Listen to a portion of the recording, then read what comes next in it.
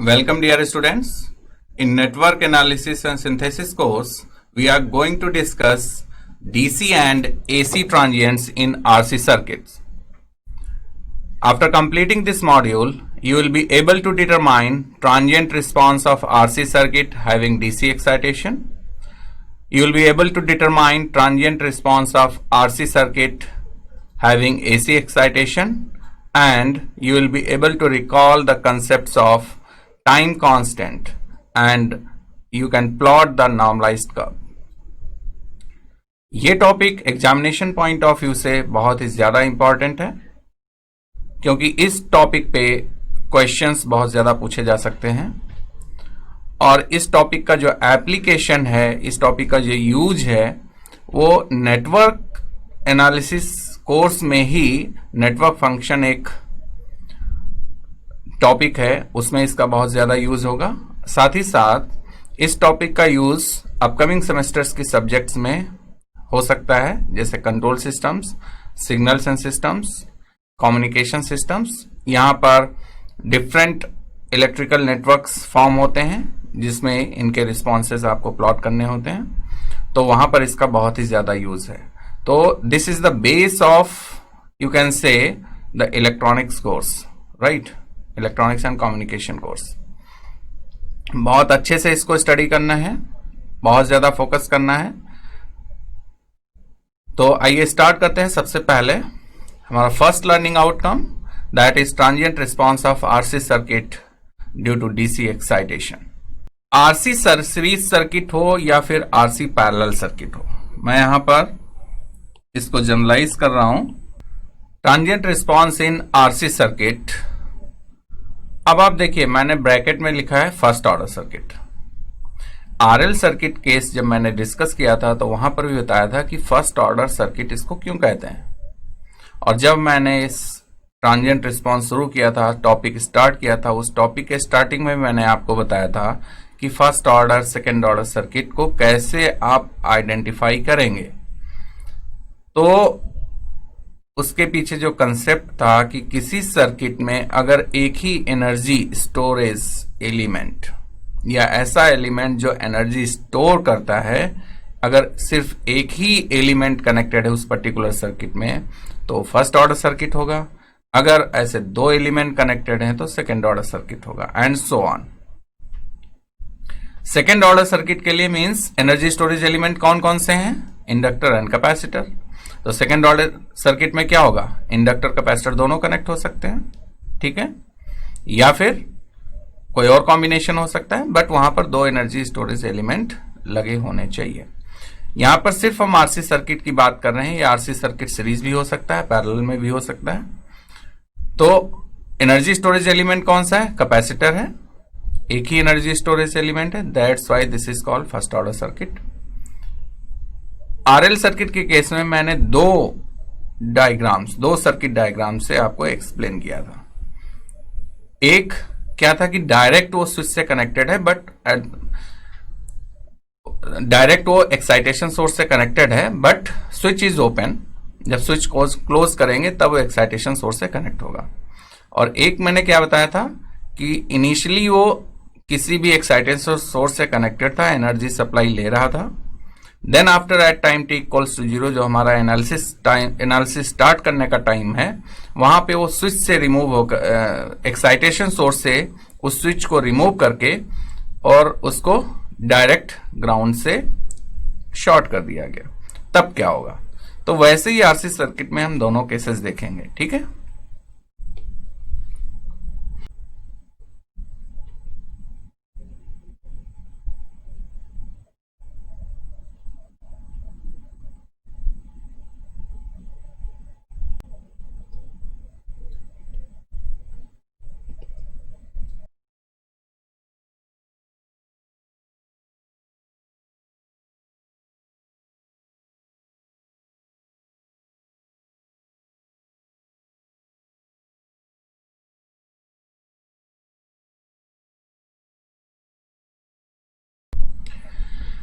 अब यहां पर हमने पैरेलली दो डायग्राम्स ड्रॉ किए हैं। This is case 1 on the left hand side and on the right hand side this is case 2.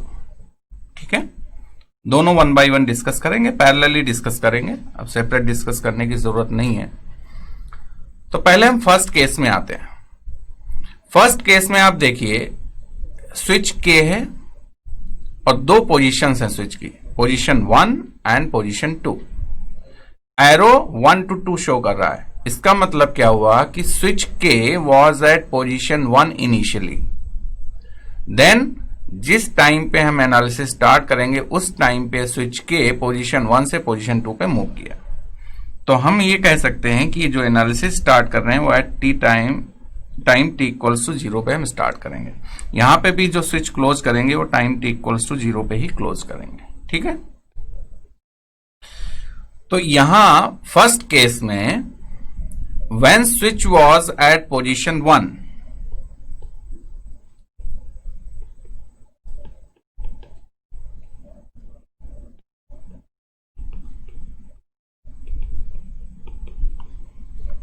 when switch K was at position 1, what will happen? अब ये 1 पे था, हमें पता नहीं है कब 1 पे स्विच को क्लोज किया गया था, मींस कनेक्ट किया गया था। इसका मतलब क्या हुआ कि ऐसे केसेस में जब हम कहते हैं कि हमें पता नहीं है, इसका मतलब है स्विच के वहां लॉन्ग टाइम से कनेक्टेड था, और जब वो लॉन्ग टाइम से कनेक्टेड था तो वहां पर स्टेडी स्टेट कंडीशन रीच हो चुकी होगी।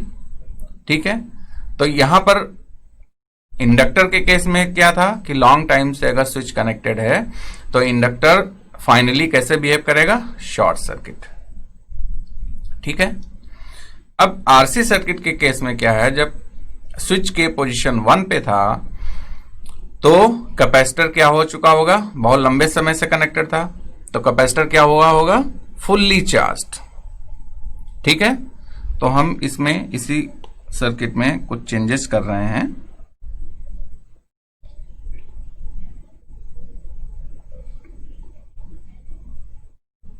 सपोज ऐसे कनेक्शन है, when switch k was at position 1, position 2 को हमने अभी टच नहीं किया, तो इस केस में कोई ना कोई करंट फ्लो कर रही होगी ऐसे। ठीक है, लेकिन हमारी एनालिसिस कब होगी, t इक्वल्स टू 0 पे। तो t इक्वल्स टू 0 पे मींस इस टाइम पे हम सोच रहे हैं कि ये स्विच 1 पे पहले से कनेक्टेड था, यानी कि बहुत पहले से कनेक्टेड होगा। और कैपेसिटर की प्रॉपर्टी क्या होती है, चार्जिंग एंड डिस्चार्जिंग। तो अगर वो कनेक्टेड है किसी सर्किट में, सर्किट क्लोज्ड है, तो कैपेसिटर चार्ज हो रहा होगा कुछ करंट की वजह से। ठीक है, क्योंकि सर्किट में करंट फ्लो कर रही है, और लॉन्ग टाइम से कनेक्ट होने की वजह से कैपेसिटर फुल्ली चार्ज हो गया। और जब कैपेसिटर फुल्ली चार्ज हो जाता है तो स्टेडी स्टेट कंडीशन में आ जाता है, और स्टेडी स्टेट कंडीशन में कैपेसिटर कैसे बिहेव करता है फुल चार्ज के केस में, ओपन सर्किट। तो इस टाइम पे कैपेसिटर कैसे बिहेव कर रहा होगा, ओपन सर्किट।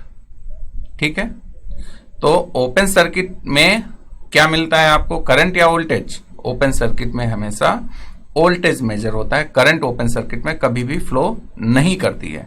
ठीक है, तो यहां पे कैपेसिटर कैसे बिहेव करेगा, ओपन सर्किट। तो इसको हमने क्या कर दिया, ओपन, और इस ओपन सर्किट में कुछ वोल्टेज होगा, और वो वोल्टेज होगा Vc0 माइनस, और यू कैन से Vc0 प्लस। अब ये वोल्टेज कितना होगा, तो जो ये V वोल्टेज इनिशियली अप्लाई किया गया है, इसी वोल्टेज से कैपेसिटर चार्ज हो रहा है। तो कैपेसिटर फुल्ली चार्ज कब तक कितना होगा, जितना वोल्टेज आपने अप्लाई किया है। तो Vc0 माइनस कितना हो जाएगा, V, क्योंकि कोई करंट इसमें फ्लो हो नहीं रही है, करंट फ्लो नहीं हो रही है, तो जो रेजिस्टेंस R कनेक्टेड है उसमें कोई वोल्टेज ड्रॉप होगा, वोल्टेज ड्रॉप नहीं होगा। तो जितना वोल्टेज हमने अप्लाई किया है एक्साइटेशन में, उतना ही वोल्टेज इसके क्रॉस अपीयर होगा। तो इस केस में क्या हो जाएगा, Vc0 minus equals to V volt, and this Vc0 minus is the voltage just before closing the switch, और just before closing the switch, sorry, this statement is actually wrong here. Vc0 minus is the voltage just before the switching of the switch from position 1 to position 2, क्योंकि 1 से 2 पे किस time पे switch करना है, आप recall कीजिए, t equals to 0 पे। ये t इक्वल्स टू 0 माइनस पे एनालिसिस हुई है। ठीक है, अब हमने क्या किया कि ये जो इसमें अभी करंट फ्लो कर रही थी, अब क्या होगा, हमने इस स्विच को स्विच के को पोजीशन नंबर 2 पे शिफ्ट कर दिया at time t equals to 0। अब यहां पर था क्या,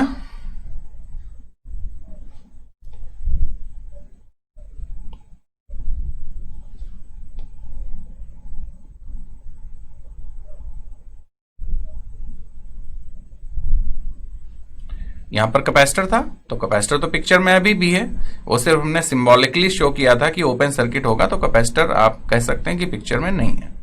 ठीक है, तो ये पोजीशन आ जाएगी। लेकिन अब इस कैपेसिटर पे Vc0 माइनस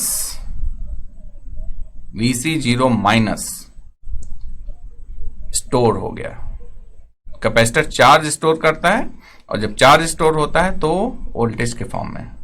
ठीक है, तो यहां Vc0 minus equals to V volt है। अब ये V वोल्ट प्लस होगा कि माइनस होगा, तो अगर हम प्रीवियस सर्किट में आते हैं अभी थोड़ी देर के लिए वापस,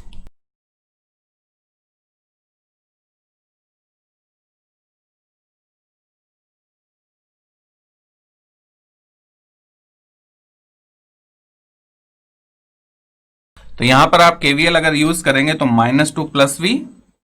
ठीक है, और जो कैपेसिटर इनिशियली चार्ज स्टोर करता है वो कितना स्टोर करेगा, यहां केवीएल आप यूज करेंगे तो कैपेसिटर चार्ज कितना यूज स्टोर करेगा, V minus Vc equals to 0, तो V equals to Vc0 minus. Right, हमें ये समझाना था। अब हम वापस आ जाते हैं जब हमने स्विच कर दिया सर्किट।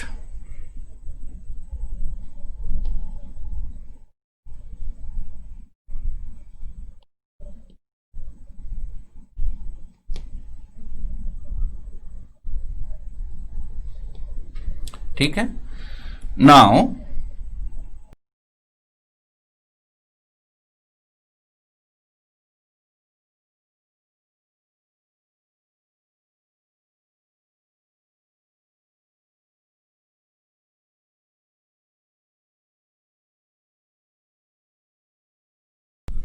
तो पोजीशन 1 से जब पोजीशन 2 पे स्विच मूव कर गया, तो इस केस में इक्वेशंस क्या होंगी।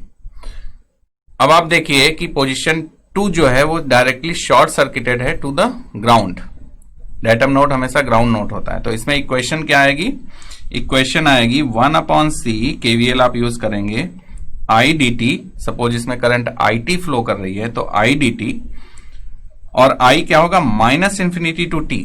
हमेशा लिमिट्स को आपको ध्यान में रखना है। हमने क्यों लिखा -∞ टू t, -∞ टू t आपको हमेशा लिखना है। ऐसी लिमिट जो कंटिन्यूअस टाइम में होती हैं उनको आप ब्रेक कर सकते हैं, जैसे इसको हम ब्रेक कर सकते हैं -∞ टू 0 + 0 टू t। तो -∞ टू 0 क्या दिखा रहा है, just before time t equals to 0 what was the charge stored on the capacitor. ठीक है, अगर कोई स्टोर्ड है चार्ज या वोल्टेज वो हम लिख लेंगे, नहीं है तो उसको 0 के इक्वल कर देंगे, बट आपको हमेशा जनरलाइज एक्सप्रेशन ही लिखना है, प्लस Ri इक्वल्स टू 0। ठीक है, अब सेकेंड की सिचुएशन में तो यही है, तो यहां पे आप इसको देखिए कैसे लिखेंगे, 1/C -∞ to 0 I dt plus 1/C 0 to t I dt plus Ri equals to 0. And what is this? This is the initial voltage Vc0 minus, right? ये कैपेसिटर पे है, इतने से कैपेसिटर चार्ज हो चुका था।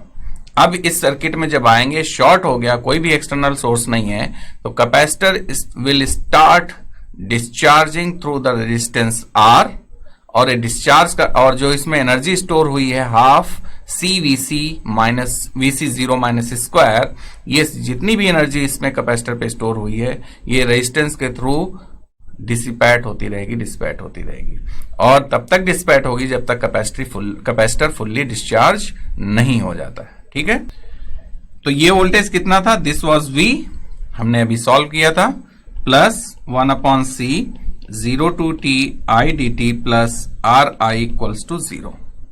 अब हम इसको ऐसे लिख सकते हैं 1/c 0 टू टी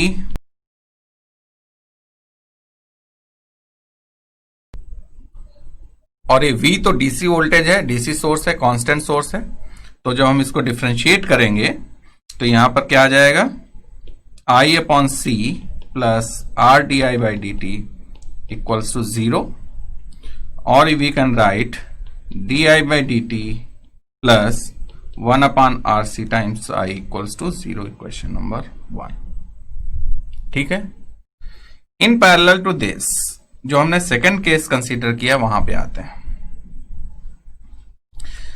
देखिए इस केस में क्या है, at time t equals to before time t equals to 0 switch was open, switch K is open और एज्यूम किया है कि इनिशियली कैपेसिटर पे कोई भी चार्ज नहीं है। ठीक है, क्योंकि ये सर्किट में कहीं से कनेक्टेड ही नहीं था तो C अनचार्ज्ड है, right. Now at time t equals to 0 switch is closed. तो जैसे ही स्विच क्लोज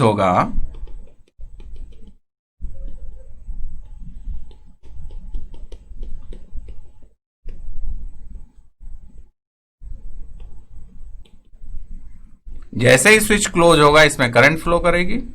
ठीक है, suppose IT is the current flowing in this circuit और हमने इस स्विच को क्लोज कर दिया तो इक्वेशन क्या आएगी 1/C I dt। इसमें भी आप लिखेंगे -∞ to t plus RI equals to V। ठीक है, तो यहां पे आ जाएगा 1/C -∞ to 0 I dt plus 1/C 0 to t I dt and this is 0 because capacitor is initially uncharged। Capacitor पे कोई भी चार्ज स्टोर्ड नहीं है तो यहां पे इक्वेशन आ जाएगी finally RI plus 1/C 0 to t I dt equals to V। Now differentiate this equation।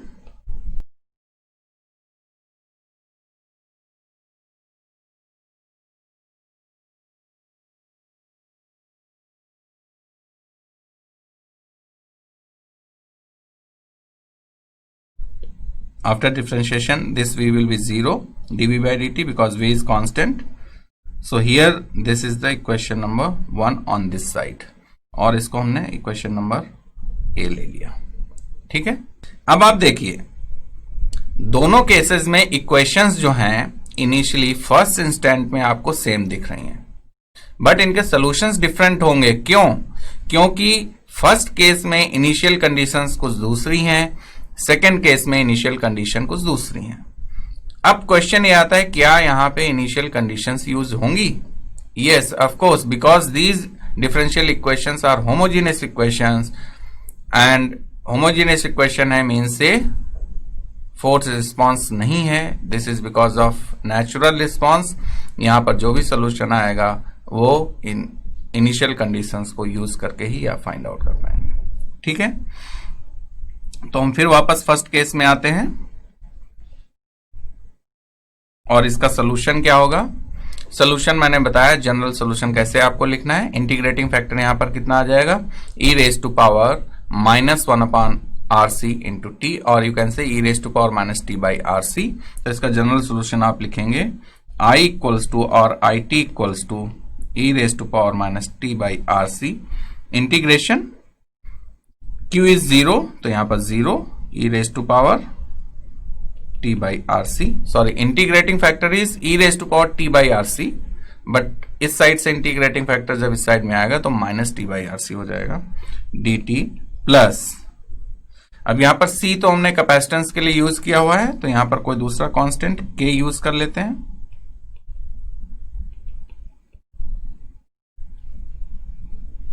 तो यहां पर फर्स्ट टर्म तो 0 है, दिस वन, तो यहां पर क्या आएगा K e raise to power -t by RC। ठीक है, ये हो गई इक्वेशन नंबर 2। अब आपको सॉल्व करना है K की वैल्यू क्या होगी। K कांस्टेंट क्या होगा। तो एट t इक्वल्स टू 0 पे यहां पे आप देखिए एट t इक्वल्स टू 0 और 0 plus this becomes I0 plus equals to K because e raise to power 0 is always 1। अब I0 प्लस की वैल्यू क्या होगी, तो हमें फिर से सर्किट में वापस आना है। सर्किट में जैसे ही हम वापस आए तो देखिए कैपेसिटर का बिहेवियर इनिशियली क्या होता है। अच्छा, जब ये स्विच 1 पे कनेक्टेड था तो इसमें करंट फ्लो कर रही थी, ठीक है, लेकिन फाइनली इसमें करंट कितनी हो गई, 0, क्योंकि कैपेसिटर कैसे बिहेव करने लगा, ओपन सर्किट, ठीक है। अब जैसे ही ये स्विच के पोजीशन 2 पे शिफ्ट हो गया तो ये कैपेसिटर इनिशियली कैसे बिहेव करता है। Initially capacitor will behave like as short circuit, क्योंकि उस पर कोई भी चार्ज स्टोर नहीं है अगर इनिशियली बात करें, ठीक है, राइट। शॉर्ट सर्किट की तरह बिहेव करेगा तो उसमें करंट कितनी फ्लो कर रही, I। अब ये 2 पार्ट में कैपेसिटर ब्रेक हो गया, कैसे, इस सर्किट को हम दोबारा ड्रॉ करके आपको एक्सप्लेन कर रहे हैं।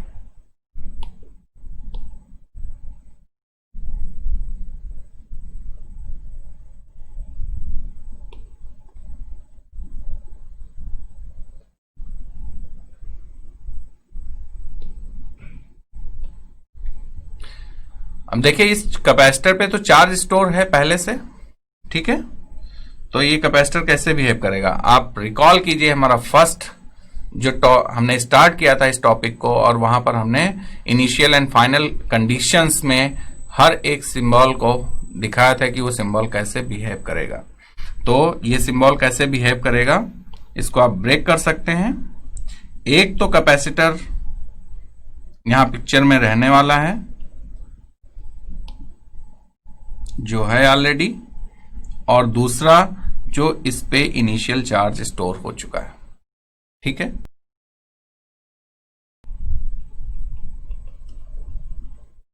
कुछ सर्किट ऐसे चेंज हो जाएगा क्योंकि Vc0 माइनस इस कैपेसिटर पे इनिशियल चार्ज जो पहले स्विच 1 पे था उसकी वजह से आ गया, और अब प्योर कैपेसिटर है जो कि इस एनालिसिस में आएगा। 2 पार्ट है ना, -∞ टू 0 IDT और एक हो गया 0 टू t। तो 0 टू t वाला कौन सा पार्ट हो गया, दिस, और ये हो गया -∞ टू 0 वाला पार्ट, ठीक है।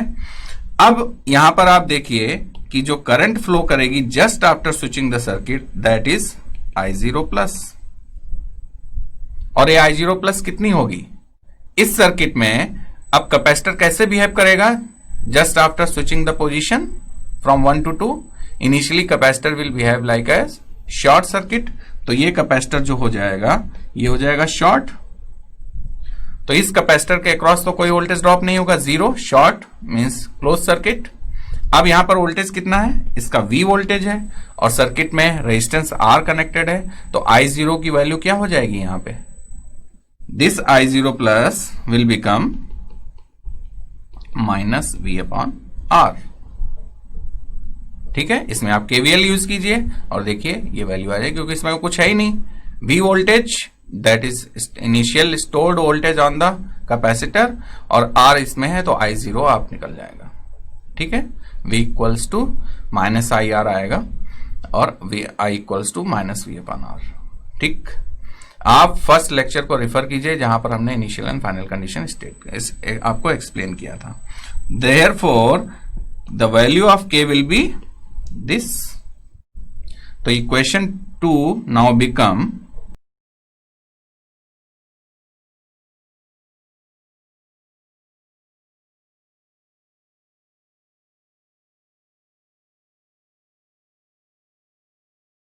and this is the response of the given circuit in case 1। ये हम जो भी डिस्कस कर रहे हैं अभी केस 1 डिस्कस कर रहे हैं, ठीक है।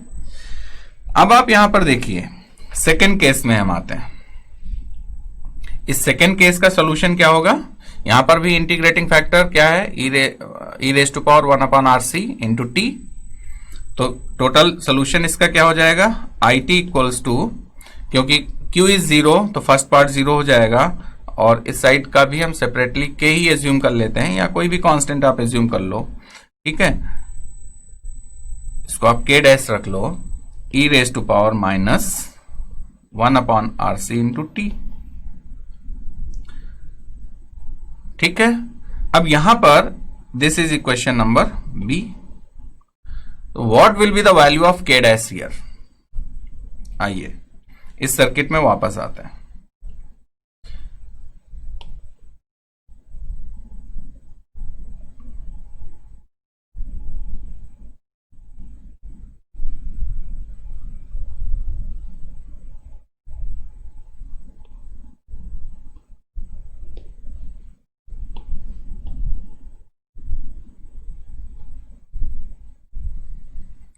जैसे ही इनिशियली इस सर्किट को हमने क्या किया, क्लोज किया स्विच को, तो कैपेसिटर का बिहेवियर क्या है, it will behave like a short circuit. तो ये कैपेसिटर क्या हो जाएगा, शॉर्ट। अब इसमें इनिशियली कोई भी कैपेसिटर पे वोल्टेज नहीं था, बट यहां पर वोल्टेज कौन आ रहा है, जो कि डीसी एक्साइटेशन पहले से कनेक्टेड था। पहले के केस में डीसी एक्साइटेशन पिक्चर में नहीं आ रहा था क्योंकि आपने स्विच की पोजीशन शिफ्ट कर दी थी। यहां पर पिक्चर में आ रहा है क्योंकि एक ही स्विच है, उसी से कनेक्ट होना है। तो यहां पे जो I0 आएगा, I0 plus just after closing the switch, मैं लिख देता हूं, ऐसे लिखने की जरूरत नहीं है।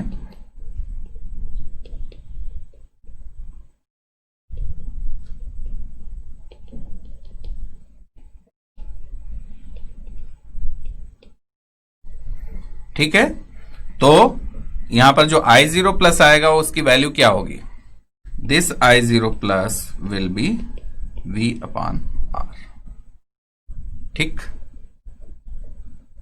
आएगा कि नहीं, शॉर्ट सर्किट है। तो आपको at time t equals to 0 plus पे इक्वेशन नंबर बी को री राइट करना है और ये कंडीशन सब्स्टिट्यूट करनी है और देखना है IT की वैल्यू क्या आती है।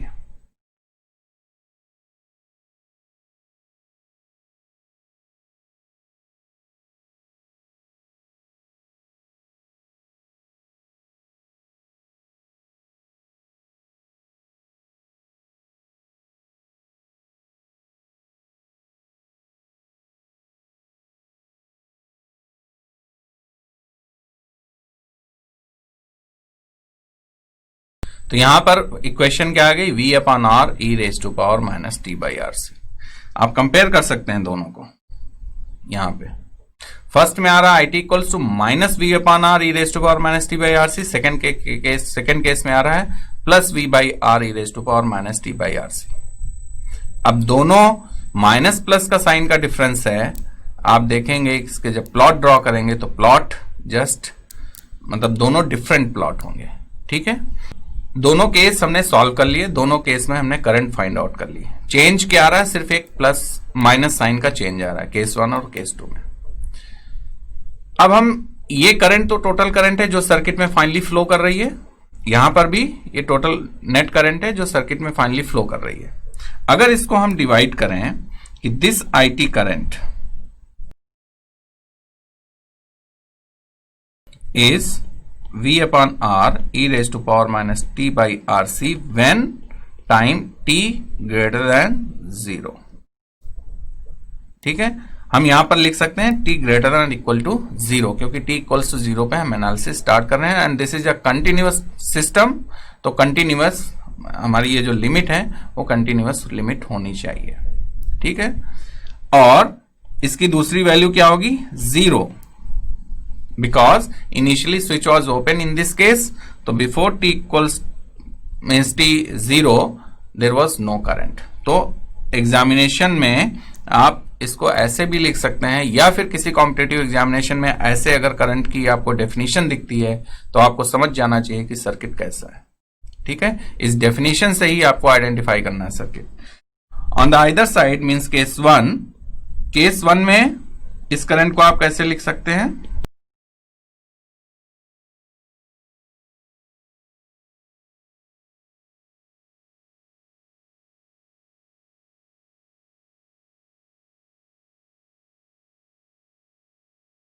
Like this. ठीक है, तो हम किसी एक केस में आपको एक्सप्लेन कर रहे हैं कि what will be the voltage across resistor when current IT is flowing. तो होता क्या है, voltage across resistor IT multiplied by R। तो यहां पे IT कितनी है, दिस, R से मल्टीप्लाई करेंगे तो R गेट्स कैंसिल्ड, ये आ जाएगा दिस, इतना volt. And what will the voltage across capacitor finally, इसको आप लिख सकते हैं VR ब्रैकेट में T, it is a function of time. तो यहां पे क्या हो जाएगा, VCT वोल्टेज कैपेसिटर के अक्रॉस कितना होता है, V equals to 1/C integration of IT dt। ठीक है, तो यहां पे 1/C integration of IT is V/R।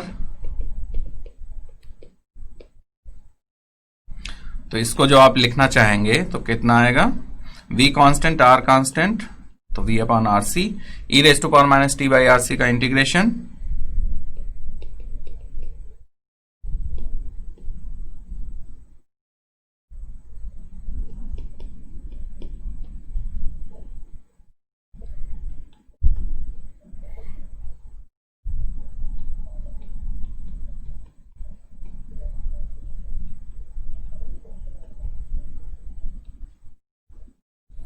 इतना आ जाएगा। ठीक है, अब जब राइट साइड में, जो लेफ्ट साइड में हमारे पास है इक्वेशंस, अगर इसमें आप चेंज करेंगे तो इसका कुछ डिफरेंट आएगा। ठीक है, आप इंटीग्रेट करेंगे उसमें आपको डिफरेंट वैल्यू मिलेगी। अब यहां पर एक ट्विस्ट है। ट्विस्ट क्या है, जैसे मैंने कहा कि आप कैपेसिटर के क्रॉस और रेजिस्टेंस के क्रॉस वोल्टेज आप सॉल्व कीजिए, आप सिंपली ऐसे सॉल्व करके चले आएंगे।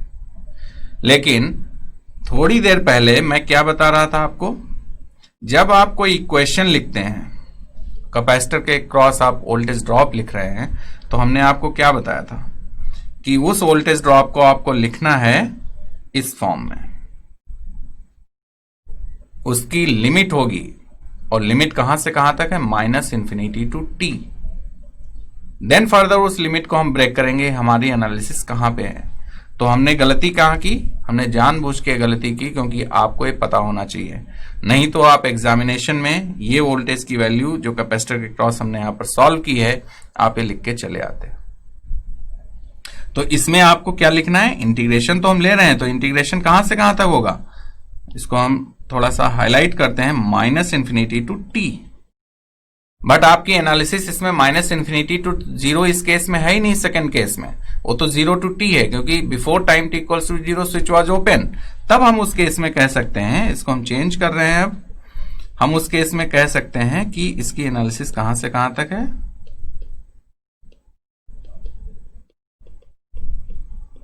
और हमने अगर उसको डायरेक्ट इंटीग्रेट कर भी दिया था तो दैट वाज इनडेफिनिट इंटीग्रल, और इनडेफिनिट इंटीग्रल के केस में कोई ना कोई कांस्टेंट आना तय है, निश्चित है। ठीक है, लेकिन हमने उसमें कोई कांस्टेंट लिया नहीं लिया, तो वो टोटली गलत सोल्यूशन था, है ना। तो 0 टू t, बिकॉज -∞ टू 0 में कोई भी पोटेंशियल ड्रॉप होगा ही नहीं, सर्किट वॉज ओपन। अब देखिए यहां पर क्या चेंजेस आ जाएंगे, V/RC इंटीग्रेशन सेम होगा, बट लिमिट अब आ गई, और लिमिट कहां से कहां तक होगी, 0 टू t। तो इसमें क्या हो जाएगा, RC cancel, this is -V, you can से, when limit is capital, limit is t, ये हो जाएगा e⁻t/RC, व्हेन लिमिट इज 0 तो -1, e⁻0 इज 1। अब आप देखो, अगर माइनस साइन इन साइड आप ले जाइए तो ये हो जाएगा, तो वहां पर हमने जो पहले सॉल्व किया था that was a big mistake, ये एग्जामिनेशन में नहीं करनी है, और कॉम्पिटेटिव एग्जामिनेशन में यही ट्विस्ट किए जाते हैं। ठीक है, और वहां पर आप ये मिस कर देते हैं, तो इसलिए कभी भी ऐसी मिस्टेक नहीं करनी है। अब 1 माइनस एक्सपोनेंशियल आएगा तो इसका ग्राफ टोटली डिफरेंट हो जाएगा जब आप इसको प्लॉट करेंगे, राइट। तो बच्चों, अभी हमने यहां पे फर्स्ट लर्निंग आउटकम कंप्लीट किया। इसमें हमने आपको एक्सप्लेन किया कि how to find the transient response of the RC circuit when excitation is DC। हमने अभी तक डिस्कस किया how to determine transient response of RC circuit having DC excitation.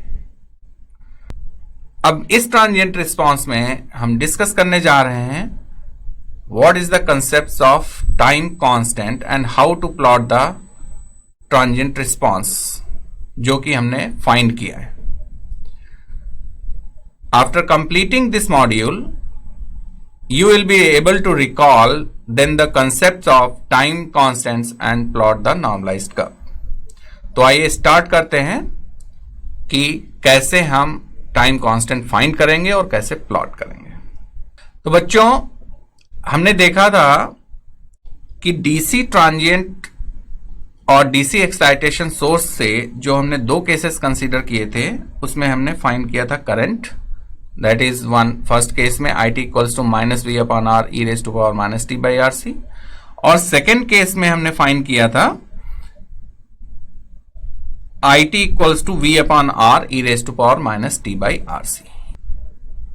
ये दोनों हमने फाइंड आउट किए, एक में प्लस आ रहा माइनस आ रहा था और एक में प्लस आ रहा था। सेकेंड केस में हमने आपको सॉल्व करके दिखाया कि what will be the voltage drop across the resistance and the means across the resistor and across the capacitor। अब आप इन इक्वेशंस को देखिए और इसमें जैसे हमने RL सर्किट में टाइम कांस्टेंट फाइंड किया था वैसे यहां पर फाइंड आउट करने की कोशिश कीजिए, ठीक है। तो कोई भी हम एक केस कंसीडर करेंगे, दोनों केस में हम नहीं जाएंगे क्योंकि दोनों सिमिलर हैं। तो अभी हमारे पास इक्वेशन क्या है, हम क्या डिस्कस करने जा रहे हैं, time constant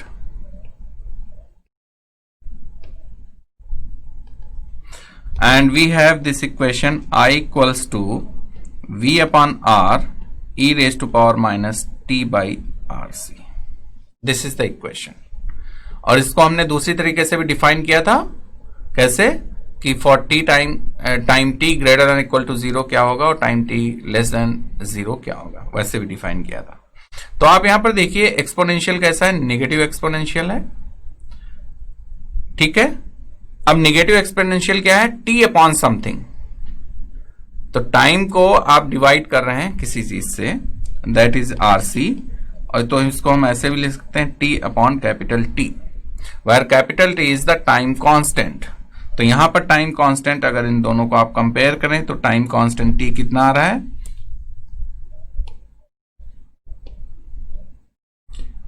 so for RC circuit time constant is capital R times C, ठीक है। जो भी रेजिस्टेंस होगा और जो भी कैपेसिटेंस होगा उन दोनों का multiplication will give you the time constant T equals to RC and this was the initial condition. So this was I naught, you can say initial current, वैसे तो हमने I0 प्लस लिखा था बट इसको हम I नॉट लिख लेते हैं यहां पे। तो I upon I naught is E raise to power minus T upon T. RL circuit में मैंने आपको एक्सप्लेन किया था कि आप I अपॉन I नॉट का variation with respect to time क्या होगा, ठीक है। तो उसमें हमने कुछ वैल्यूज ली थी कि when t upon T is 1 means t equals to t, तो I अपॉन I नॉट क्या होगा, when t equals to T two T, तब I अपॉन I नॉट क्या होगा। तो इसको हम ऐसे भी थोड़ा सा इसको और अच्छे से लिखते हैं, this is the ratio of t upon T and here is the ratio of I upon I not, ठीक है। तो ये आप एक कैलकुलेट करेंगे, इसमें 1 2 3 4 5 और इसकी वैल्यूज आप कैलकुलेट कर सकते हैं जैसे हमने RL सर्किट में कैलकुलेट किया था। अब यहां पर रिस्पॉन्स क्या आएगा इसका, जब आप इसको प्लॉट करेंगे तो ये तो क्लियर है कि ये डिकेइंग एक्सपोनेंशियल है, e raise to power minus T upon t. तो डिकेइंग एक्सपोनेंशियल का ग्राफ आपको पता है कैसा आता है। और suppose t equals to zero, capital small t by t, अगर इसका रेशियो जीरो हो तो e raise to power minus T by t e raise to power zero that is 1। तो इसकी मैक्सिमम वैल्यू यहां पर कितनी आ जाएगी, 1। तो y एक्सिस को means I upon I not axis को तो इंटरसेक्ट करेगा कहां पे, eight 1, here time t equals to 0. This is the ratio of I upon I naught. ठीक है, अब इसको प्लॉट कीजिए, तो इसको जो प्लॉट करेंगे तो ये तो 1 एक पोजीशन है, फर्दर आप इसको प्लॉट करेंगे तो डिकेइंग एक्सपोनेंशियल है। जैसे जैसे T upon T ratio increase होता जाएगा वैसे वैसे ये एक्सपोनेंशियल की वैल्यू डिके होती जाएगी और सेटल होगा किधर, towards zero value. When T is infinity E raise to power minus infinity tending towards zero, तो इसकी जो फाइनल वैल्यू आएगी दैट विल बी जीरो। तो ये कुछ प्लॉट ऐसे आएगा।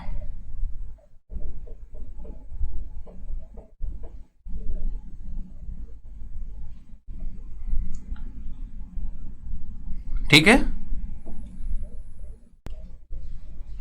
And this is the plot of E raise to power minus T upon R C. ठीक, अब हमने I upon I naught draw किया, तो यहां पे मैक्सिमम वैल्यू कितनी मिली, 1, and this maximum value is corresponding to e upon R, है कि नहीं। अगर I naught, I upon I naught का रेशियो आप नहीं लेते हैं, सपोज आई में प्लॉट करते हैं आई वर्सेस टी, तो यहां पर ये जो 1 है ये किसको रिप्रेजेंट करेगा, वी अपॉन और वैल्यू को रिप्रेजेंट करेगा।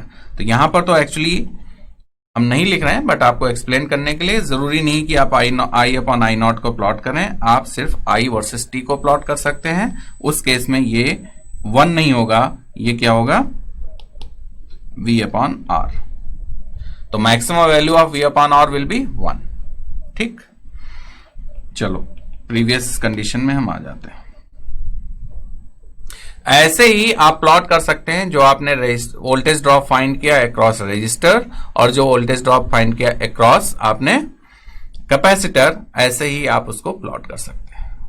ठीक है, तो बच्चों अभी हमने यहां पर लर्निंग आउटकम 3 कंप्लीट किया कि क्या टाइम कांस्टेंट होता है और कैसे उसको हम प्लॉट करते हैं। ठीक है, तो बच्चों अब चलते हैं लर्निंग आउटकम 2 पे। इसको पढ़ने के बाद you will be able to determine transient response of RC circuit having AC excitation. आपके सामने सिंपल आरसी सर्किट है जो कि हमने केस 2 में कंसीडर किया था डीसी एक्साइटेशन के साथ। अब यहां पर देखिए हमने सोर्स कैसा कनेक्ट किया है, V, that is alternating current source V, and this V is V sine omega t, और आप कह सकते हैं V sine omega t plus some phase difference phi. ठीक है, आप ले सकते हैं वैसा, कोई उसमें मैंडेटरी नहीं कि फेज डिफरेंस होगा ही। तो ये हमारे पास एक्साइटेशन सोर्स है, V equals to capital V sine omega t। जैसे ही at time t equals to 0 switch is closed, और जैसे स्विच क्लोज होगा वैसे करंट फ्लो करना स्टार्ट करेगी।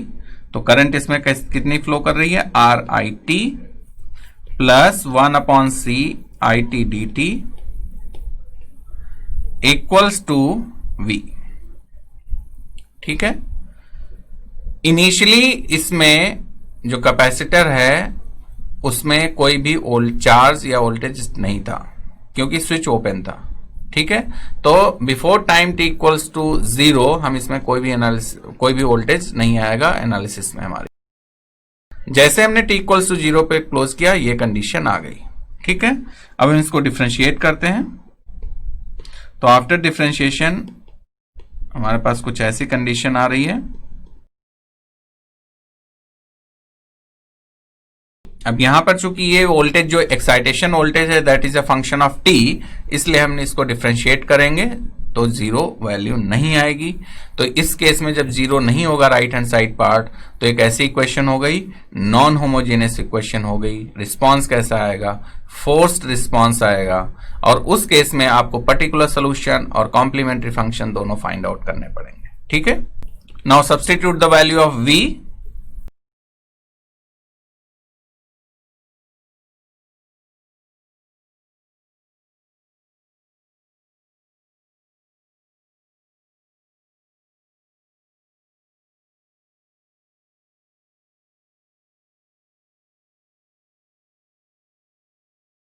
Equation number 2।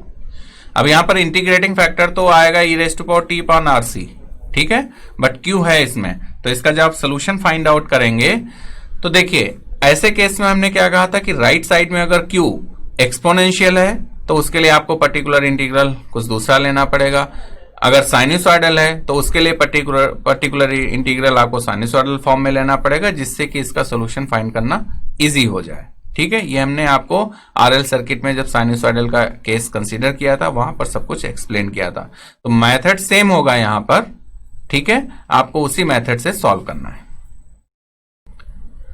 ये हमने कंसीडर कर लिया आईपी, ठीक है। अब इक्वेशन 2 है, उसकी हम क्या करते हैं, कैरेक्टरिस्टिक इक्वेशन लिखते हैं, उस कैरेक्टरिस्टिक इक्वेशन में आईपी की वैल्यू सब्स्टिट्यूट करते हैं और फिर ये जो arbitrary constants A and B हैं उनको हम सॉल्व करते हैं। तो सेम मेथड रहेगा जो हमने आरएल सर्किटरी में यूज किया था, जहां पर एसी एक्साइटेशन यूज किया था।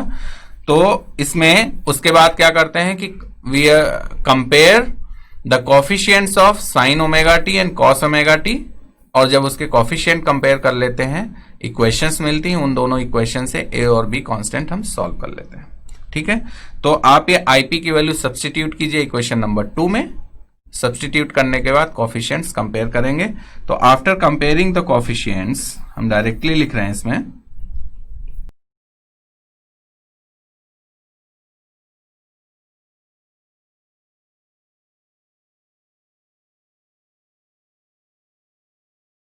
ये दोनों हमें इक्वेशंस मिल जाएंगी, और इन दोनों देखिए दो इक्वेशंस हैं, दो अननोन है, ए एंड बी अननोन है, इन दोनों अननोन्स को हम यहां से सॉल्व करेंगे। So we will have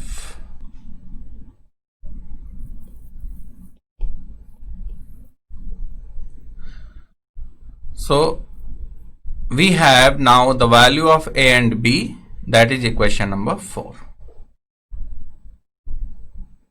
equation number 2 क्या था, इक्वेशन नंबर 3, उसमें हमने पर्टिकुलर सोल्यूशन एक एज्यूम किया था जिसमें ए और बी दोनों अननोन थे। अब ये दोनों ए एंड बी की वैल्यूज हम इक्वेशन नंबर 3 जो हमने आईपी एज्यूम किया था उसमें सब्स्टिट्यूट करेंगे, और उस इक्वेशन को हम सॉल्व करेंगे, तो फाइनली वी विल गेट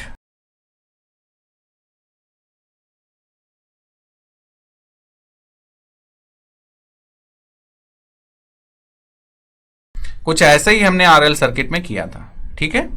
अब आप यहां पर देखो, this is cos, this is sine, तो अगर ये जो फर्स्ट टर्म है ये कॉस हो तो कॉस ए कॉस बी, और ये क्या हो जाएगा साइन ए साइन बी, ऐसा भी बना सकते हैं, या फिर जो 1/ओमेगा सी उसको sign A cos B plus cos A sine B, ऐसा भी फॉर्म हम जनरेट कर सकते हैं। इट्स अप टू यू, ठीक है, कोई इसमें हार्ड एंड फास्ट रूल नहीं है, कुछ मैंडेटरी नहीं कि आपको ऐसे ही करना है, बट वो मैच होना चाहिए, ठीक है।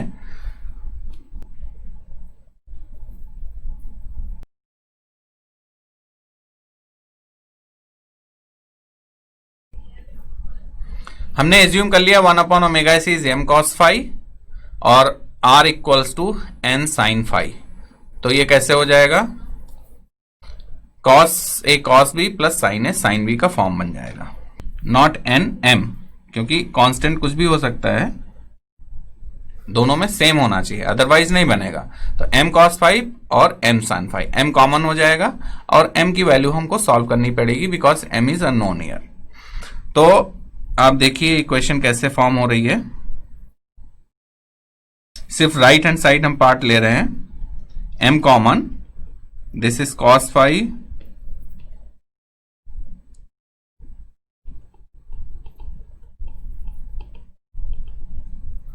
हमने ये वाला पार्ट यहां पे कंसीडर किया, ठीक है।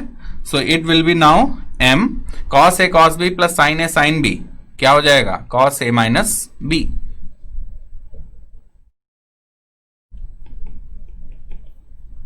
ये हम ओमेगा टी को लेंगे, ठीक है, और b फाई को लेंगे, तो m cos omega T minus, as we know इन दोनों इक्वेशन जो हमने एज्यूम किया है यहां से, अगर इन दोनों को स्क्वायर करके सम कर दें तो आपको पता है m square cos square five plus sine square five, m तो कॉमन हो जाएगा m स्क्वायर, इक्वल्स टू 1/ओमेगा² c² plus r², cos² theta plus sin² theta is 1, तो यहां से m² आ गया कितना,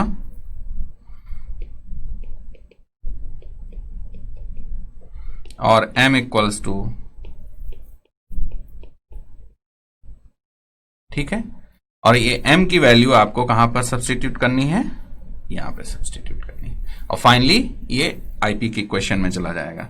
तो IP equals to V upon this,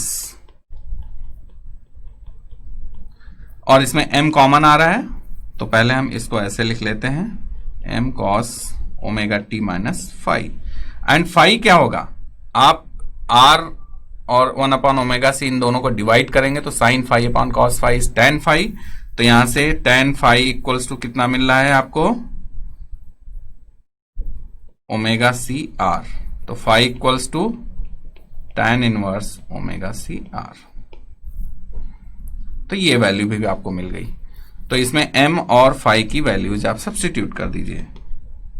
m है √r² प्लस 1/ओमेगा² c², यहां पर है r² प्लस 1/ओमेगा² c² इन दिस इक्वेशन, तो कैंसिल हो जाएगा, ये आ जाएगा आपके पास स्क्वायर रूट, ठीक है, और यहां पर आ जाएगा cos omega t minus tan inverse omega C R, this is IP। तो ये हमने पर्टिकुलर सॉल्यूशन सॉल्व कर लिया इक्वेशन नंबर 5। कॉम्प्लीमेंट्री फंक्शन क्या होगा इसका,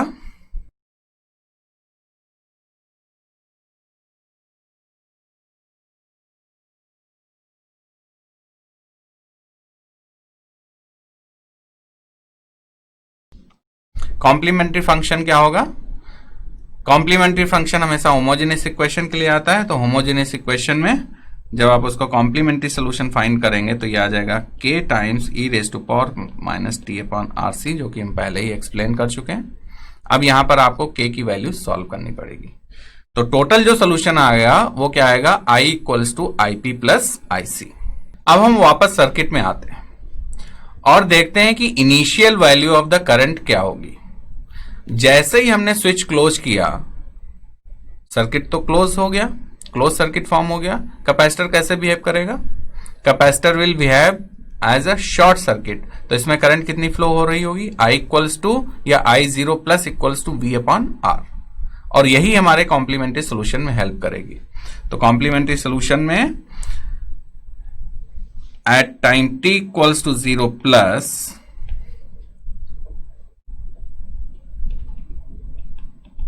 IC 0 plus will be equal to V upon R equals to K, ठीक है, तो K equals to V upon R, therefore IC becomes V upon R e⁻⁻t upon RC, equation number 6। Now complete solution और total solution will be IP plus IC और IC plus IP, यहां पर आ जाएगा V upon R plus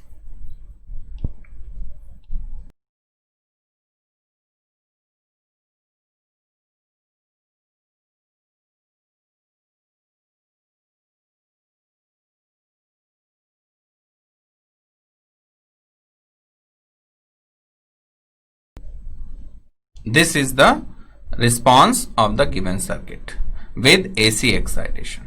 time constant again यहां पे आप left term में आएंगे जो V upon R e⁻⁻t by RC, यहां पर टाइम कांस्टेंट कितना आ रहा है, T equals to capital T, ठीक है। तो बच्चों अभी हमने यहां पे कंप्लीट किया लर्निंग आउटकम 2। आई होप कि लर्निंग आउटकम 2 आपको अच्छे से समझ में आ गया होगा। आइए अब हम आपका नॉलेज चेक करते हैं।